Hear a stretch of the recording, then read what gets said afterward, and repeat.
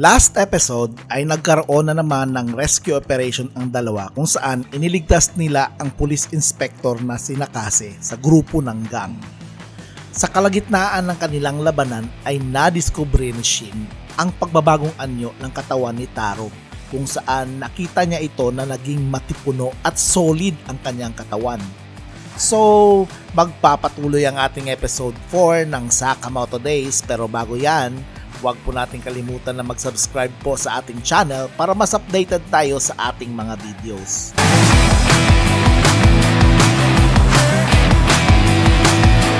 Sa episode na ito guys ay nakikita po nating gumala ang dalawa sa Chinatown para siguro magliwaliw o bibili ng mga produkto para sa shop. At habang nag-iikot ang dalawa guys ay nakita naman ni Taro ang isang shop na nagbebenta ng pork buns. Kasi bago sila umalis sa bahay ay nagpaalala itong si Aoi na bumili ng pork buns para kay Hana.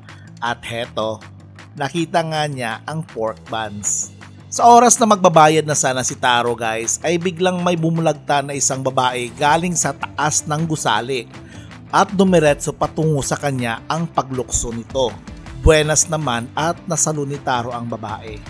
Pero guys, malas din dahil napisat yung pork buns. Grabe ang pagluluksa ng dalawa dahil limited lang itong pork buns. Maya-maya pa ay may sumigaw sa bandang unahan. Ayun siya! Huliin siya! Hindi ka na makakataka sa amin! Sigaw ng mga mama. At nagmamadali naman bumangon itong babae at pagkatapos ay biglang nag-self-defense position. Sa di inasahan ng dalawa ay biglang nagkaroon ng komosyon at ayun, nagkaroon na ng suntukan sa pagitan ng isang babae at mga grupo ng mga kalalakihan. Dahil marami sila at nag-iisa lang ang babae, ay na-corner ito ng isa at ang isa naman ay bumunot ng patalim. At sa akmang sasaksakin na sana niya ang babae, ay bigla na lang humarap si Taro sa lalaki at binipensahan ang babae gamit ang pang-ipit ng pork buns. Sa sobrang lakas at bilis ni Taro ay naputol niya ito. At si Shin naman ay lumukso sa likod ng isang lalaki at hinampas ito ng mabigat na bagay. Pagkatapos ang babae naman ay gumawa ng isang self-defense at inatake niya ang isang lalaki gamit ang kanyang martial arts. At napawaw na lang si Shin sa kanyang nakita at sinabihan ito ni Taro sa isipan na marunong siyang mag-tai chi. Napatumba nila ang mga lalaking gustong humuli sa babae pero mga ilang minuto lang ay mayroon na namang dumating na mga kalalakihan at ang dami na nila.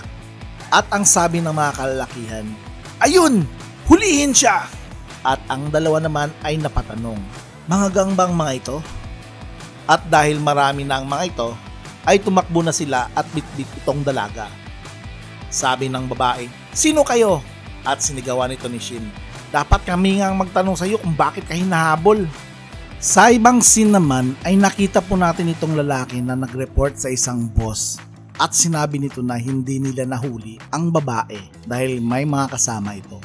At ang sabi naman ng matandang leader, ano? Hinayaan nyo na naman itong makatakas? Ilang beses na kayong nabigo sa paghuli sa babaeng yan. Pinatay natin ang kanyang pamilya. Hindi pwedeng hindi natin siya patayin. At ang sabi naman ng lalaki, sorry boss, hindi na po mauulit. Dahil sa inis ng matanda ay sinabihan ito ng umalis ka sa harapan ko at tawagin nyo na sila. Magsasalita pa sana ang lalaki pero bigla na lang itong tinaga sa leeg. At napasigaw na lang itong mga tauhan ng boss. Maya-maya ay nagsalita itong lalaki. Sonhi, tingnan mo. Mahabol pa siya ng kanyang hininga. Hindi niya napansin na patay na siya. Sabi naman ng isang assassin, ang bobo mo talaga, Bacho. Pwede ba?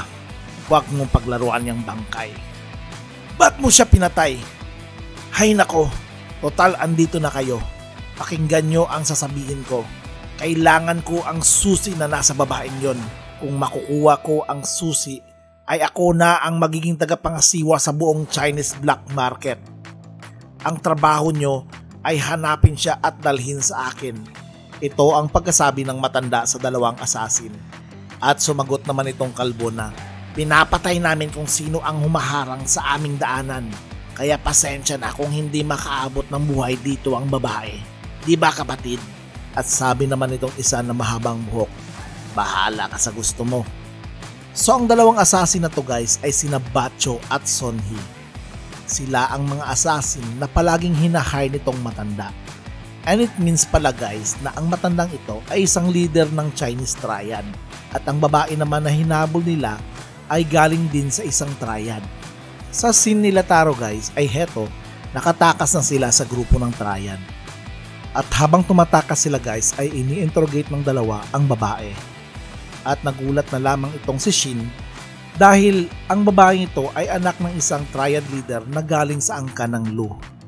At tinanong nila bakit siya hinahabol ng grupo ng triad. At ito, ipinakita ni Lu ang isang susi na ayon sa kanya, ang susi na iyon ay susi ng kanilang mga nakatagong kayamanan. Kaya't atat na atat ang kalaban ng family nila na kunin iyon dahil iyon lang ang nag-iisang susi na makapagbukas ng kanilang vault na puno ng kayamanan at pamana ng kanilang angkan. At ang sabi naman ni Shin, huwag kang mag-alala dahil malayo na tayo sa kanila. Sayang naman kung maaga kang mamatay at mas mabuti pang lumayo ka muna sa lugar na ito. At sabi naman ng babae, hindi pwedeng hindi ako mamamatay dahil ito ang aking lugar at dito na ako lumaki. At ang susing ito ay maingat na itinago ng aking ama't ina. At kung ito man ay mawawala, ay ikinakahiya ko ang sarili ko na humarap sa kanila kahit sa kabilang buhay. So ang pangalan ng babaeng ito guys ay si Lu Xiaotan. So nasa kanya ipinamana ang susi ng kayamanan ng kanilang angkan. At napatanong naman si Taro, pinatay sila? At ang sagot naman ni Lu ay, wala ka nang pakialam doon dahil problema ko ito. Salamat na lang sa tulong ninyo at nadamay pa kayo. Sige, mauna na ako. At pagkatapos ay biglang pinigilan ni Taro si Shin at muling nagsalita si Taro. At ang nakakatawa pa nito guys ay akala mo yung tanong ni Taro or ang sasabihin niya napaka-importante. Ang sasabihin niya lang naman guys ay, marunong ka bang gumawa ng pork buns? At nagulat naman itong si Lu sa tanong ni Taro. At sabi naman ni Lu, opo, marunong ako dahil tinuruan ako ng aking ama. Boss, sasali ba tayo sa gulo nila? Ang grupo ngayon ay mapanganib, baka madamay pa ang pamilya mo. Sagot naman ni Shin guys, syempre ayaw ni Shin na masali sa gulo ang pamilya ni Taro. Pero ang sabi ni Taro guys ay, postpone muna natin ang pagbili ng mga stock sa shop. Tulungan muna natin ang babaeng ito.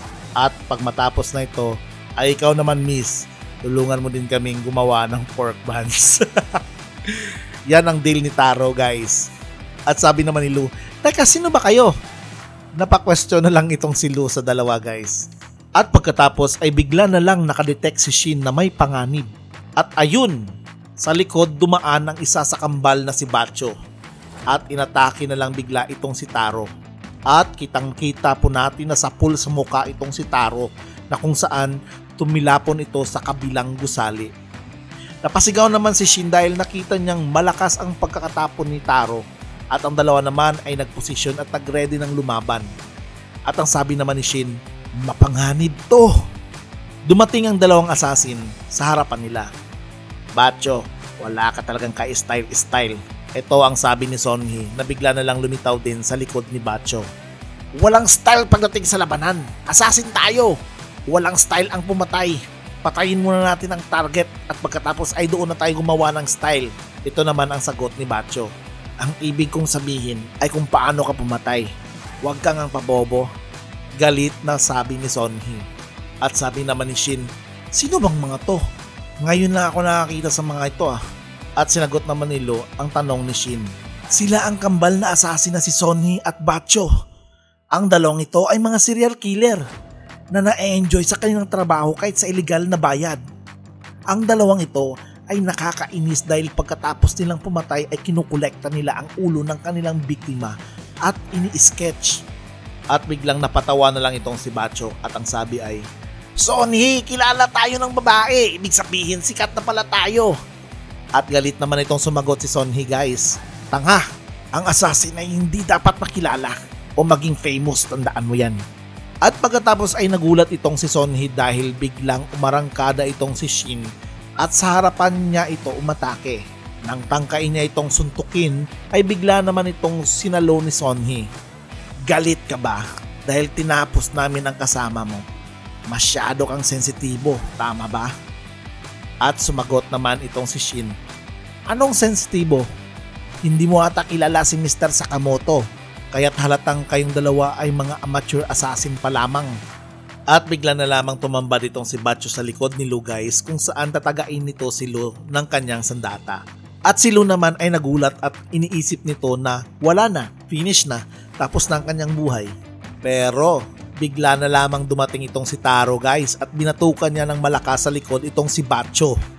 At nagulat na lamang itong si Sonhee sa kanyang nakita. At si Lu naman guys ay napanganga na lang nang nakita si Sakamoto na buhay pa. At isipin mo guys nung tumilapon ito ay iniisip pa rin ito ang bansa lulutuin ni Lu pagkatapos ng kanilang mga labanan. Ganyan kalupit ang world class former assassin na si Taro Sakamoto. So hanggang dito lang ako guys, kita-kits sa next episode natin at huwag po natin kalimutan na mag-subscribe sa ating channel para mas updated tayo sa ating mga bagong videos. Ingat guys!